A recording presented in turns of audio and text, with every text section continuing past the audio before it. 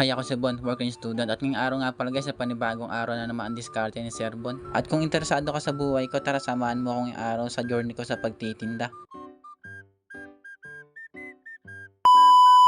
Maaga na naman kami nagising ni Frank para mamili ng mga paninda namin. Habang namimili nga si Frank ng mga paninda namin gulay guys, dumiretso na ako sa loob ng palengke para mamili ng mga isda. Wala kasing dalawang kinukuha ko na isda guys, kaya dumiretso na ako dito sa loob ng palengke para mamili nga ng mga isda. Ang mamahal nga ng mga isda ngayong araw guys, kasi alam nyo naman guys, may bagyo sa ating bansa. After nito guys, tapos na rin ako mamili ng mga isda at pinuntahan ko na dito si Frank at namimili pa nga rin siya ng mga gulay. Namili rin pala si Frank guys ng dalandan para may dala namin at para may benta rin namin to para dagdag din income. Kinuha ko na rin pala guys yung mga gamit namin sa pagtitinda at yung kariton namin kasi malapit na sumikat yung araw. Maganda kasi guys, maaga kami makalis para maaga rin kami makauwi. Tapos na rin mamili ng mga gulay si Frank at nilista niya na rin ito. Pagtapos nga ni Frank guys maglista ng mga gulay guys, ay ito naman gagawin ko guys. Magdi-display muna ako ng mais na dito sa kariton. Medyo konti lang yung mais na ako nakuha ngayong araw guys kasi nga sobrang mamahal na mais da ngayon. Nakakuha na rin pala ako ng baboy guys, konti nga lang din kinuha ko para saktuan lang talaga. Si Frank naman guys ay siya na nga nag-display ng mga gulay sa kariton. Yan mo talaga guys ano. Ay mama na ibuhos. At kompleto na agad yung mga paninda namin kaya alis na kami para maaga kami makapunta sa ruta namin.